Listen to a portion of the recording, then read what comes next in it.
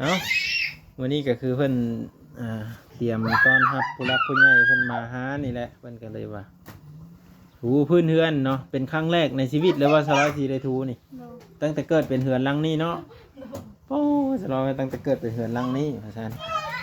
จะได้ก็ดีมกดีใจนำแล้วเนาะเพิ่นมาเยี่ยมมายามแต่ว่าค่อยบ่ทันบอกเด้อว่าเป็นไผเด้อกับ FC การรอรุ่นเบิ่งนำกันว่าเป็นไผไผเด้ไผเด้ไผเด้ไผเด้แม่จะมาไผนี่ยังไงนี่พอจะโลนได้ฮะนี่พอจะโลนยังไงนี่ซิวอ๋อน้องคือจับตาตัวจกตาเอ้ยเด้อจกตาเอ้ยโอ้ยจกตาเอ้ยบุญเพ่งมาได้แน่เนาะบุญเพ่งบ่พาน้องลมบ่เพิ่นมาฮอดเด้เพิ่นมาแต่ไกลเด้ข้ามน้ำข้ามทะเลเพิ่นมาไกลแน่เนาะเจ้าได้อยู่นี่หรอค่อยกับมือแล้วเนาะค่อยแล้วนี่ค่อยกับมือแล้วจะมีแต่เจ้าของเหือนนั่นแหละอยู่ผัวจะเด้อบอกผัวจะอยู่ได้เพิ่นว่าอยากเห็นครบหน้าครบตากันอยากเห็นล้านน้อยนี่แหละมาแต่เป็นประเทศเดียวฮะมาแต่เป็นคนเนาะแต่ข้ามน้ำข้ามทะเลคนนั้นเนาะไกลมาแต่ไกลเติบอยู่คนนั้นไม่เคยเห็นแต่เลยยังมาบ้างเป็นแล้วคือให้เลยอย่าห้องดังที่คนแสบหูเสียงเจ้าน่ะดังครับเมื่อเลยได้นี่บนเพลงนี่บอกแต่ว่าเสียงเจ้ามันจะแจ๊ดหูนี่เจ้าห้องมันดังหดแก้วหูบุญได้แล้วว่านี่สำเร็จงานเอาติดตามเบิ่งทุกคนจะร้อยเพิ่นกำลังถูเพื่อให้มันแห้งเนาะดีทุกคนสบายดีสวัสดีพี่ๆทุกคน FC เบิร์ดทุกคน FC น้องบุญเพ็งน้องบุญมีเนาะน้องเนาะเมื่อนี้มาติดตามนำกันเนาะก็คือบุกขี้ตมมาเนาะขี้ตมทางกระเปิ้นบ้านเฮานะเนาะคือทางยามพ้นตกก็มีทางแดงเนาะทางเป็นตมมาแหละทุกคนตมเป็นขี้โขนเนาะก็ถือว่าไปมาได้ปกติอยู่เนาะก็ฮ้อนยามฝนตกฟ้าลงก็สิไปยากมายากแต่ก็บ่มีอุปสรรคหยังดอกทุกคนเนาะมื้อนี้สิพาพ่อแม่พี่น้องป้าลุง FC ทุกคนนะมาหาน้องบุญเพ็งนำกันเนาะว่าเพิ่นเฮ็ดอีหยังกินข้าวกินปลาแล้วบ่หรือว่าจังใดเนาะเดี๋ยวเฮามาสอบถามแล้วก็เบิ่งภาพบรรยากาศไปนำกันทุกคนไปไผที่เบิ่งคลิปนี้แล้วเนาะสามารถแสดงความคิดเห็นได้ทุกคนไว้พี่น้องเนาะหรือว่าผ่านมาเห็นก็สามารถแสดงความคิดเห็นได้เนาะเข้ามาตามหลังหรือว่าเข้ามาก่อนก็ยินดีต้อนรับทุกคนเลยไว้พี่น้องไปมื้อนี้สิพาเข้าไปทางข้างไหนก่อนทุกคนสิพาเข้าไปทางข้างไหนเนาะกาบรรยากาศมื้อนี้ก็ฝนตกตั้งแต่เช้าเลยทุกคนเนาะแต่ว่าฝนตกแต่เช้าปุ๊บน้ำมันก็บางบ่อนมันก็มีน้ำขังบางบ่อนก็ยังบ่ทันมีเนาะตัวนี้ก็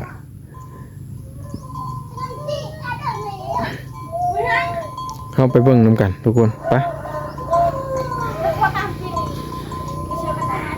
เดี๋ยวเลิกกินข้าวแล้ววะนี่กินข้าวกินปลาแล้ววะนี่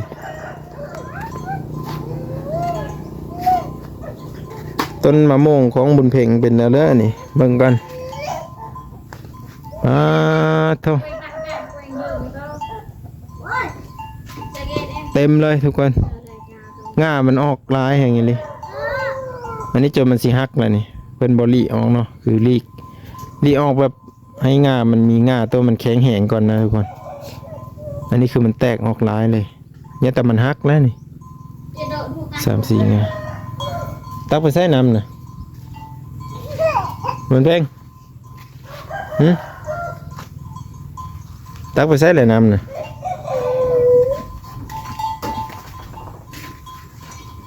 ตัวตักรังลงอีกคนคือตักยายบุญมีโอ้โหหนุ่งเสื้องามมาเลยเนาะแม่นเพื่อคือเถาะน้ำเต็มมดตะลางเหิน พวกกูว่าคงหักแม่เพิ่นบอก เพิ่งอันนะบุญเพลงนะหรือได้บุญเพลงคือห้า มันกินข้าวอิ่มกินหมกหกมากินหมกหก มันอิ่มท้องมันหัก เฮ้ยกินเองหักเองว่าเสร็จ โอ้ยเราป้องไปไงเปรี้ยแกได้โอ้ตายยังตีน้องดูนางไปเดาเอ็นรูตันเด้อ เฮ้ยแต่เช้านี่ผมบอกอย่ากินร้ายแหละกินพอประมาณ กินพอซ้ำได้ซ้ำหนึ่งก็ย่าโหยองลีโนบอกเป็นไรคือหักเจ้าบอกหักหรือแม่หักเป็นได้อิ่ม มันอิ่มท้อง เอาสบายดีป้าลุงกัน ไปปะลูก ค่อยล้างหักเจ้าของหน่อยสิค่อยกินอิ่มเธอหน้าบ่กินร้ายเด้อกินน้อยนึงเด้อกินพอมันอิ่มแล้วก็ย่า เขาก็ได้ ฮะ ยาขัดเขา กระสั้นก็ลำบากตัวเองไปสั้นแหละแม่จะบ่ได้ล้างให้เด้เนาะสลอย กูมาล้างแล้ว ไผกินเองหักเองล้างเองเนาะ ไปกิน3 เทื่อกิน3-4 เทื่อ กินอีหยังนี่มีห้องกินดีแท้บ่นี่ กินเนี่ยกินอันนั้นแม่ก็ กินอีหยังล่ะบุญเพลงเอ้าสิไขประตูให้นี่เอ้าเห็นแล้วกินหลายหากออกจะน้อยก็ได้เป็นลูกพี่กงก้อยได้ทำมียานบ่ฮะมียานบ่เป็นลูกพี่กงก้อยจุกพวกเมื่องามๆเลยเด้อเอ้ยตายคักหวานนี่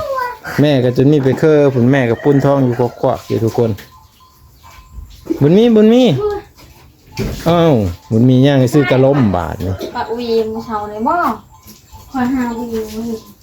ทูหมดเลยซะเลยเอาน้ำขึ้นมาเถอะกระทูงามๆเลยมาแล้วเม้นข่าวแล้วนี่มื้อนี้สิมีข้าวดีมาหาเจ้าอยู่เด้อมื้อนี้เด้ออย่าไปเด้อถูเฮือนให้เรียบร้อยเด้อมื้อนี้เพราะความจริงอันนี้ บ่ บ่เชื่อเนาะแล้วแต่น่ะค่อยบอกเลยเด้อ เคยว่าอะไรเนี่ย สิมีผู้ใหญ่มาหาเจ้ามื้อนี้ฮะ คอย เจ้าติดต่อกับไผก็คือผู้นั่นแหละเพิ่นสิเข้ามาหามาหลายคนพร้อมไผก็ย่าจะเตรียมไว้รถเหือนสารบ้านซ่องให้สะอาดตอนบ่ายให้พ่อใหญ่เกิ้งมาอยู่เหือน อยู่พร้อมหน้าพร้อมตาเด้อ คอยจะลง จักบ่ฮู้ จะลง อันนี้ค่อยบอกเลยเด้ออันนี้เด้อ เมื่อ ถูเลย เอาแพรมาถูทำความสะอาด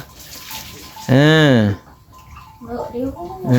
ถูก็เสร็จเอาได้น้ำไปป้ามาหั่นแป้นจะมันดอกมาเด้สิมีผู้ใหญ่มาหาจะว่ามื้อนี้ฮะ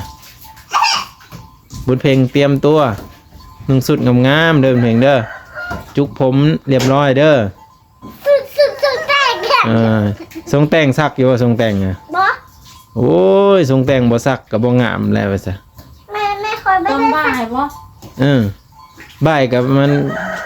บ่าย1บ่าย2นี่แหละเพิ่นว่ามีเคยเห็นจักเทื่อว่าสิมาเบิ่งว่าซั่นขี้ตะพอกขี้ตะไผ่หมู่น่ะทำความสะอาดเรียบร้อยเด้อ จะนั่งนิดนี่อ่ะบ่บุญมีตัวบุญมีอ่ะ เพ่งเอาน้องนี่เลย เอาไปลูกมา เพื่อแม่เจะทูเหือนนะให้แม่เจะทำความสะอาดไปเปาะเลย ได้เลย เดี๋ยวน้องจะแล่นมาเลยฮะเบิ่งน้องท่าโอ้ยไปลินหักเลยวันนี้ เสียดอกอ่ะบ่เลยเอาลูกนะลูกเสียดอกเสีย จะเอาน้องเด้อมันนักเหงาไปได้มาพี่ยายถามได้ยังกินคือว่ากินจนหักจนกิโลกิโลแท้ กินบักต ฮะกินตำบักหุ่งบ่ ำเอ้ยแล้วก็ กินตอนเช้านี่นะ แล้วก็กินซีนหมู กินแต่เช้านี่บ่อัดเข้าซะบ่ กินแต่เช้านี่บ่ตำบักหุ่งนะโอ้กินแต่เช้าแท้อย่าลืมเด้อบอกพ่อใหญ่เกิ้งเด้อตอนยังถามไม่ทันหมดครับบุญเพ่งนั่นแผลซินจ้ะค่ะคันเจ้าบ่นุ่งนะเจ้านุ่งอยู่ว่าซินนะ เอาไปเอามา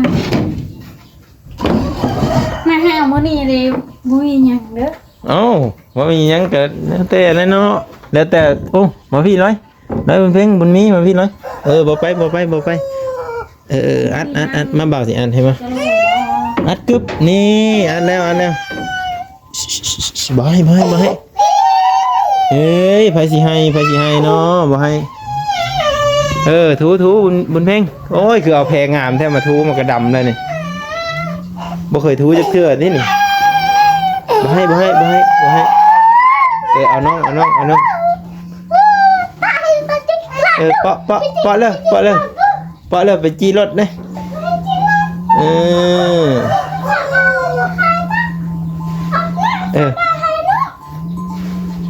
เอามาพี่เอามาอยู่หน่อยพี่ก็ได้จะทูน้ำแม่เจ้าป้าให้มันย่างมานี่เยี่ยม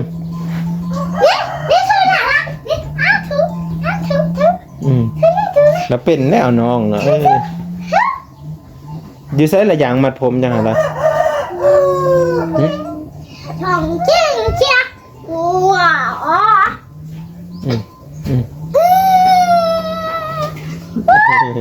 เอาเป็นเนาะเป็นเอาน้องใช่เนาะใช่ไหมอยู่เนาะเอาพระราชได้ไหมเบิ่งขาจุดสั้นยกกูคนเอาน้องวิลึกนักอยู่บ่8 โลนึงนะมีเขา10 โลท่านน้องอย่าง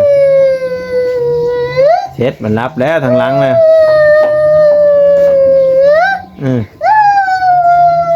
โอ้ยนั่งมันลำบากแท้เนาะบุญมีเอ้ย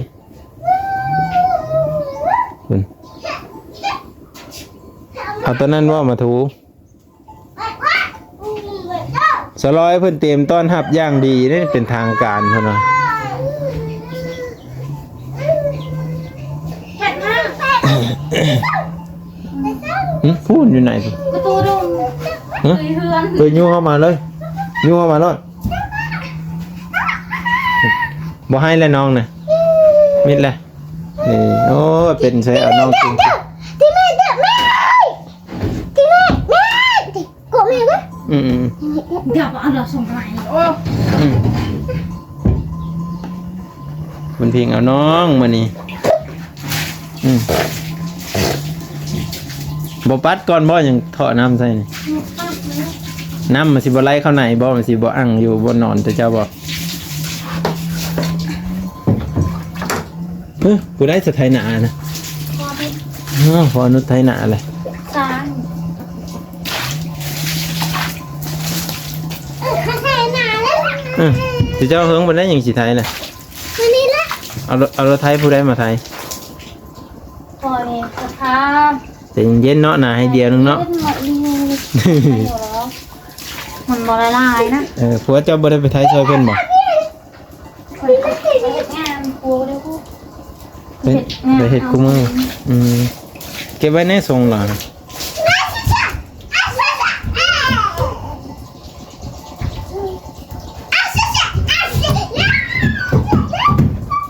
ตกเด้อโอ้ยหวานนี่ไปถ่ายบุญเพ็งขึ้นสอบเข้าหรือว่าติดแดงนู่นเนี่ยพี่น้องเอ้ยติดแดงห้ามขึ้นสูงให้บอกให้ขึ้นไหมฮะขึ้นไหมบ่ได้เด้เด็กน้อยอันตรายมัน YouTube มันจับติดแดงเลยบ่ฮู้ว่าสิลงได้บ่หรือว่าจังได๋แล้วนี่ถ่ายไปชื่อนี่มื้อนี้ก็มันเห็นเด็กน้อยสมมุติว่าเจ้ามายืนอยู่นี่บ่ได้เลยนะจะมายืนจับไม้ยืนถึงนะมันอันตรายเลยมาบุญมีมา พอลูกจ้า บุญเพ่งน้องบุญเพ่งสลอยก็ถือเบาขนาดเนาะลูกมันจะเล่นไปก็มีจับอันนี้ก็ได้พี่ปาน้องมาอยู่พี่บุญมีมูดไปไหนเลยย่างไปหาบุญไป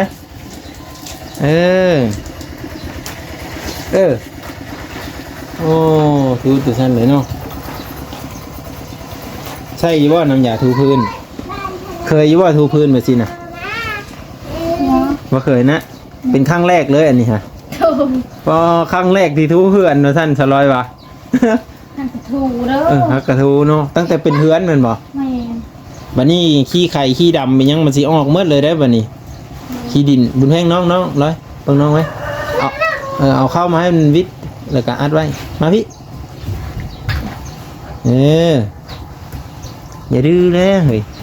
ฮ้ยอยู่ไหนพี่นะเด็กขู่ฮะโอ้เอาไปเลย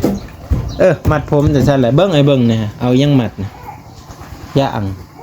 มัดเป็นเฉยมัดเองมั้งฮะแต่สั้นลำยังงาม ตอนบ่ายเนาะ ตอนบ่ายเด้อ จับด้วย เอาตัวเรามาลอกขายตัวขายพ้นบ่ตกน้ำแม่นเพิ่นฮอดรถนี่ฮะ ใช่ จากแล้วไผกับเจ้าติดต่อไผกับผู้นั้นแหละเนาะจะติดต่อกับไผอยู่ซั่น จุ่มกุ๊บค่ะ จักแล้วบ่จักนั่นแหละเนาะ มองนี่กู หึ บอกว่า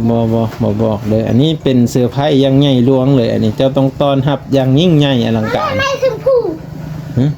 แม่ชมพู บ่แม่ใหญ่เพิ่นบ่มาดอกแม่นเพิ่นกลับต่างประเทศว่าจ้ะประตูอันนี้ก็เพิ่นบ่ได้ใส่บานพับเลยเนาะใส่แต่เสื้อสายคอบุญเพ่งห้อยเลย คนใหม่แล้วว่า ฮะแล้ว คือใคร ไหนเบิ่งโอ้ยเอาไปปั้นช้างเงินน้องลิ้นเราไปสิฮะเบิ่งนึงแงนขึ้นเบิ่งเอ้ยบ่อาบน้ำจักมื้อเลยนี่ฮะ อ้าว เอ้ยไปสิเอาน้ำเปื้อนอันนั้นมาล้างคออีกเอ้ยมันเปื้อนบุญเพ่งเห็นบ่น้องหาเอาน้องไว้น้ำมันเปื้อนนี่บ่จัก มานี่ ตีนเหยียบไปเหยียบมา นี่อีกอัน เอาน้องไว้เอาน้องเบิ่งน้องเกือกมาเลยนะน้องเกือกห้าเจ้าฮะเอาไหมเอาน้องไว้หาแผลมาเช็ดให้มันไหม อีกเอาหมอมอยู่ในยุค นั่นเด็งามเลยเนาะวันนี้เนาะขาวเลยเนาะ โดนตี งามมาสิเอาถูไปเรื่อยๆสบายถูทางยาวสั่นแหละเบิ้งในห้องออกก่อนเอาเลยหัวเอาเลยบาทนี่บุญเพ็งมันทึกตาดิถูดิถูไปแม่เห็นว่าแม่จะถูไปมั้งถูไปสิถูไปตามแป้นถูเป็นบ่ลองมาดูหันลองมาดูบุญเพ็งโอ้ยคันเราใหญ่มาเราแห้งหูจักเป็นแล้วนี่ความสะอาดนี่สุดยอดเลยเนี่ยเห็นปะ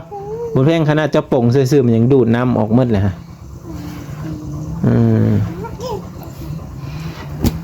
ก็คือร้านน้อยบุญเพ็งเป็นมีทูมาทางยาวนี่เลยอันเดียมันก็แห้งเลยแบบนี้น้ำมันดูดเอามันเลยแผลนะ พูดเอาหรอ โอเคสิเนาะคือว่าบ่โอเคเลยนะฮะเห็นว่านี่มันแห้งแล้วบ่เจ้าลองแปะซะเบิ่งว่ามันมีน้ำนี่กันบ่เสื้ออายทูเบิ่งฮะแห้งบ่ บอก เนี่ยน่ะนี่เนาะมันจะแตกต่างให้บ่บ่อนเจ้าทูบ่ถึงมันเจ้าทูถึงนั่นบ่ทูนี่เว้ยนี่สอนให้น้องทูเนี่ยฮะบุญเพ็ง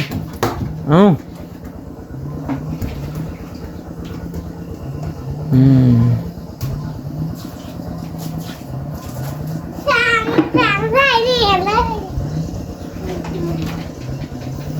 ชาวร้อยเพิ่นดีใจที่มีผู้มาหาเตรียมทูเหือนทูสาร เราเพิ่งเลยน่ะดูไว้ ทูว่ามันมดเนี่ยเนาะอย่างนี้เนาะสู้ชาวร้อยบุญเฮงเอาในตะคอน้องเอ้ยเบิ่งนี่ จริงเฮ้ยเอาไปสิใส่หัวไปสิใส่หัวนั่นมันเปื้อนกินข้าวแล้วน้องฮะฝนต้องแห้งบ่เช้านี่เปียกบ่เปียกบ่อยู่เฮือนฝนบ่ได้ฟ้าเข้ามาบ่เบิ่งในน้องจะเฮ็ดเวียก มันสังกะสีเนี่ยมันอันนั้นมันแตก มันแตกโอ้ยผู้ได้มุงเฮือนนี่นะ หนีไม่บ้างแตก ทูบุญมีทูกับเอ้ยบุญเพ่งเด้อ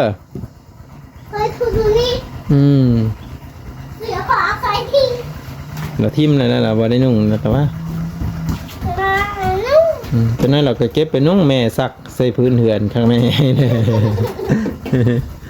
แม่ซักใส่พื้นเหือนเลยทุกขยันขันแข็งแห่งอย่างนี้เพิ่นสิมีผู้ใดเนาะมาหาคิดอยู่ในใจอยู่แล้วคิดเอาเหมาะอยู่แล้วทุกคนเลยไผเด้อยู่นะคิดไม่ออกเลยว่าอะไรขึ้นมาออกเลยว่าบ่ฮู้จักว่าไผ โอเคเอาถูซะนะบ่ได้หักสิฮู้เองเนาะบ่บอกก็อย่าเนาะเอาแบบเซอร์ไพรส์ยิ่งใหญ่อลังการเนาะ บอกเลย โอ้ยบ่บอกเด้ตัวนี้บอกมันก็เสียความลับเลยเนาะมันต้องแบบเซอร์ไพรส์นะจะเรารู้จักว่าเซอร์ไพรส์แบบมาแล้วเห็นกันเลยว่าสินะเอ้า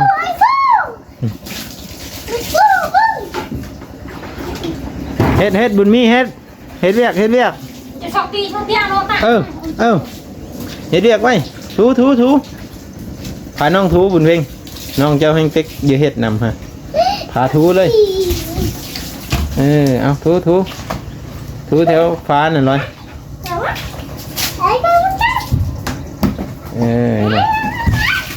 นี่ว่าเราจักเนี่ยน้องเราแห่งสิเก่งก็ฮอดบุญเพ็งผู้จักแล้วนี่จะนั้นเราได้เขียนหนังสือนี่ก็พากันสลาดเก่งเขียนหู้ทุกอย่างไปเลยป้าเราลิ้นเฮ็ดละแหนมเบิ่งเลยเด้อมัน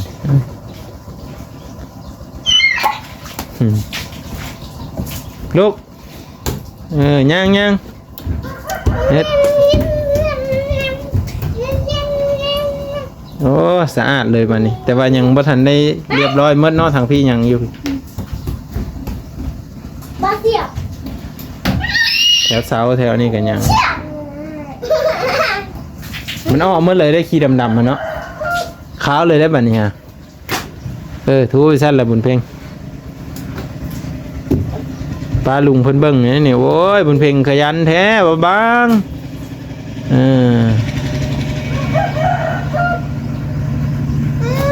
เขาถ่ายนี่เขาหลุดออกมาแล้ว บ่ได้ไปไทยน้ำเพิ่นบ่ไปไทยมึงรู้แหละใครเป็นคุยเกี่ยวกับแม่ค่อยตอนนั้น เกี่ยวเป็นไทยบ่เป็น ผู้หญิงถ่ายเป็นผู้ชายก็ได้เป็นก็นี่คือที เป็นแล้วคือจะจืนๆนี่เนาะมีสิมีผู้มาห้ามนี่จ้าคุณเพ่งนะฮะเบิ่งคักแม่นี่เห็นสะดิ้งอยู่แท้เอ้าโอ้ยเดี๋ยวแถวแคมฟ้านะบุญเพ่งนั่นแคมฟ้านะยังบ่ทันถึกนะเป็นแล้วสาวร้อยดีใจบ่เอาเตรียมไว้เดี๋ยวเพิ่นมาหาก็เพิ่นสิมาหาสาวร้อยเตรียมเอ้ยเป็นยังไงนี่มือเปื้อนเนี่ยเอ้ยนี่เอ้าโอ้ยถูให้มันแห้งจะน้อยน้องพลาดได้น้องย่างนะดิสลอยจะถูเลยให้ว่าเราอยากให้มันแห้งยันลูกเราพลาดได้นี่ถูบุญเพ่งถูนี่บอลนี่แห้งเต็กนี่บอลนี่มันเปื้อนนี่บ่น้องมักพลาดนะ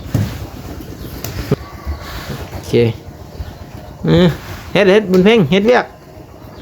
ระวังเด้ออย่าไปถูเอาเส้นเด้อบุญเพ่งเก่งเคยบ่ถูแบบสิบ่เคยนะเคยถูใสแม่นเป็นครั้งแรกว่าจังนี่ฮะครั้งแรกที่ได้ถูบ้านสลอยว่ะ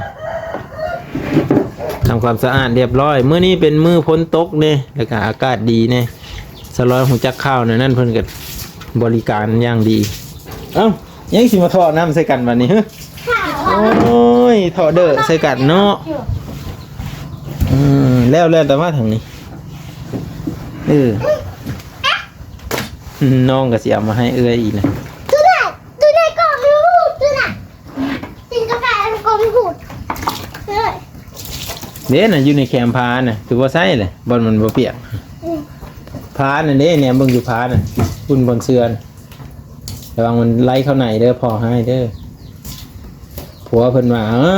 ไผมาเฮ็ดเดือนก็เปียกนี่น้ำท่วมบ่เพิ่นสิว่าแล้วแต่เด้อนั่นบุญเพ็งพิจารณาเอาเองเด้อนะเอ้ามันก็เปื้อนแล้วว่ะน่ะล้างออกเฮ็ดบุญเพ็งบาดล้างออกเอาน้ำมาล้างมันยังออกโอ้ยพอแล้วเส้นให้มันแห้งสิเดี๋ยวน้องสิพลาดหัวแตกเด้ยืดซื่อๆนี่ก็อย่าย่างไรอย่าย่างบ่ต้องย่างนำเขาเขาสิไป บ่ยังบ่ยัง คอยสิไป นั่งนั่งนั่ง คอย สบายดีสบายดีสบายดีก่อนสบายดีก่อนสบายดีก่อนไว้ อย่าหลงได้ก็ได้ โอ้โอ้ หลงได้ไม่ได้สิไม่รู้ตาจ่า แล้วตัวนั้นเอาไว้ปล่อยปัดเอาอ่ะนะ น่าปวดมาเก่านะ นี่กวาดแบบแม่จะเห็นบ่ ปวด โธ่ดูแท้บุญมีดูแท้บุญมีกระดูเนาะย่างระวังเด้อระวังน้องพลาดเด้อ น่าปวดเลยนะ เห็นบ่มันก็แห้งเนาะสลายเนาะแห้งไหวเปิดพัดลมใส่เองแห้งไหวนั่นนี่ มีเพชรน้อง เอ้าวันนี้ก็คือเพิ่นเตรียมต้อนรับผู้รักผู้ใหญ่เพิ่นมาหานี่แหละเพิ่นก็เลยว่าถูพื้นเฮือนเนาะเป็นครั้งแรกในชีวิตเลยว่าสลายสิได้ถูนี่ตั้งแต่เกิดเป็นเฮือนหลังนี้เนาะโอ้สลายตั้งแต่เกิดเป็นเฮือนหลังนี้เพราะฉะนั้นจะได้ก็ดีมกดีใจนำแล้วเนาะเพิ่นมาเยี่ยมมายามแต่ว่าค่อยบ่ทันบอกเด้อว่าเป็นไผเด้อกับ FC การรอรุ่นเบิ่งนำกันว่าเป็นไผ ไปดิ ไผเด้ไผนี่ไผนี่ แม่จะมาไผนี่ อีนั่งเหนือนี่ พอจะโลนได้ป่ะ ฮะ นี่พอจะโลน อีนั่งนี่ ซิวอ๋อน้องคือจับตาตัวจกตาเอ้ยเด้อ จกตาเอ้ยโอ้ยจกตาเอ้ยบุญเพ่งมาได้แน่เนาะบุญเพ่ง ตอน บ่ บ่าย บ่พาน้องลมบ่เพิ่นมาฮอดเด้เพิ่นมาแต่ไกลเด้ข้ามน้ำข้ามทะเลเพิ่นมา ได้ใช่ ไกลแน่เนาะ เจ้าได้อยู่นี่เหรอ ค่อยกับมือแล้วเนาะค่อยแล้วนี่ค่อยกับมือแล้วจะมีแต่เจ้าของเหือนนั่นแหละอยู่ผัวเจ้าเด้อบอกผัวเจ้าอยู่ได้ ดู เพิ่นว่าอยากเห็นครบหน้าครบตากันอยากเห็นหล้านน้อยนี่แหละ มาแต่เป็นประเทศเดียว ฮะ มาแต่เป็นคนเนาะ แต่ข้ามน้ำข้ามทะเลพุ่นแหล้วเนาะ ไกลมาแต่ไกลเติบอยู่ มาแต่ คนนั้นไม่เคยเห็นแต่เลยยังมาเบ้างเป็นแล้วคือให้เลยอย่าห้องดังที่เพิ่นแสบหู เอาหมอ เสียงเจ้าน่ะดังครับเมื่อเลยได้นี่บนเพลงนี่ แล้วใครดัง บอกแต่ว่าเสียงเจ้ามันจะแจดหูนี่ เจ้าห้องมันดังหดแก้วหูพุ่น ได้แล้วว่านี่สำเร็จงานเอาติดตามเบิ่งทุกคนจะร้อยเพิ่นกำลังถู เป็นไรนะครู เพื่อให้มันแห้งเนาะดีทุกคนเริ่มแห้งเลยเนาะโอ้ยแพงน้องขนาดเพิ่นคนนี้กันเอ้าเราว่าในเรื่องแปลได้อยู่บ่แปลได้อยู่ว่ะเอียงติดปากเหรอฮะเสร็จเอาเท่านั้นเลยอืมเอ๊ะเอ๊ะเอ๊ะเอ๊ะได้เซอร์กับได้เซอร์งามไปเลยได้เซอร์งามไปเลยไม่ยังติดปากนะเบิ้งเบาเบิ้งเบิ้งขันมาจากแล้วเอาน้ำเปื้อนใส่ปากขันเส้นนี้จับปากเอ้ย น่าจะขุนเนี่ย เอ้ย ไอ้หรอก แข็งอยู่บ้างตกได้ตกได้ เรื่องจากอะผม ฮะ เอาเรื่องจาก แปลไป เรื่อง แปลว่ายังบ่เข้าใจ จาก บ่เข้าใจบ่ภาษาลาวบ่เข้าใจเลย นี่โปหันเด้นี่โปนี่หันเด้ นี่โปมือนี่เอาไปเฮ็ดได้บัดนี้นี่โปมือเอาไปเฮ็ดได้ นี่ดูมันนี่ตัวนี้มันได้ แนวทูบ่ บอนี่ โอ้ศาสตร์บ่ จาก ขี่แล้วบ่รถไฟฟ้าน่ะ สิโปนี่ยัน อย่าพาปูเดี๋ยวเพิ่นมาจังปูเพิ่นมาจังปูอย่ามันเปื้อนดิมันนั่นจังปูมันแพงบ่ฮู้ว่าเพิ่นสิมาน้อยคนหรือหลายคนไปเลยรถไฟฟ้าเพิ่นขี่นะ ที่พอได้ที่ ฝนตกก็ขี่ ตกวันที่ ขอประสาท เอ้ย เดี๋ยวรวมโทรหาคืน ตัวว่าเลย เอาแล้วอย่าพูด บ่อย่าเผาเพิ่นมาก่อนเอาไว้ก่อนเด้อ ไอ้ FC มา เพิ่นมาแล้วเพิ่นมาสมมุติว่าบุญเพลงเห็นรถเพิ่นอยู่พุ่นแล้วบุญเพลงเอามาปูเลยว่าสิเด้อ มาไว้ดู แต่ละเทื่อก็เอาซ่านนี่แหละว่าปูตอนหับเพิ่น แม่ เอาเพิ่นมาจังปู มาไว้ อันนี้คือเฮามาบอกไว้ท่านอยันแบบเตรียมไว้นะแบบเฮือนซานสะอาดงามตากะถือว่าโอเคแล้วเนาะเพิ่นมาเห็นก็โอ้เฮือนซานงามสะอาดแต่ว่ามันสิแห้งทันเพิ่นมาว่าแหละ ตอนเพลนมา ก็นั่งอยู่ลุ่มเนาะนั่งอยู่ลุ่มก็ได้อยู่เนาะ เอาเตียง เอาเตียงเตียงคนลายบอกมา หลายอยู่ได้ มาที่ประเทศไทย แต่ต่างประเทศเลย ดีใจอยู่ว่าเพิ่นสิมาหานี่ ดี ดีใจแฮงบ่ ใจ เจ้าคิดได้อยู่บ่ว่าเพิ่นเลย พอคิดแล้ว คิดว่าไผ จะลอยคิดแล้วว่าไผว่าซั่น วีพรมละวีพรมงาม วีผมงามๆเจ้าก็วีผมงามๆคือกันเด้อ มาหาวีก็ไม่เห็นวี เอเพิ่นเพลงวีผมงามๆเด้อเพลงเด้อ คนที่เอาบีเจ้า โหบีคอยมีอันเที่ยว ตายเลยเจะเอาบีคอยตายเลย ไม่ซื้อเนี่ยพี่อ่ะ หึ โอ้โหที่เขาที่เก็บผ้าเป็นตรงไหนก็เท้า มันจะนอนแล้วจะนอนแล้วเอาน้องเป็นอะไรเอาน้องเอาน้องมาให้อุ้มไปเลยอุ้มไปเลยเติบไปไหน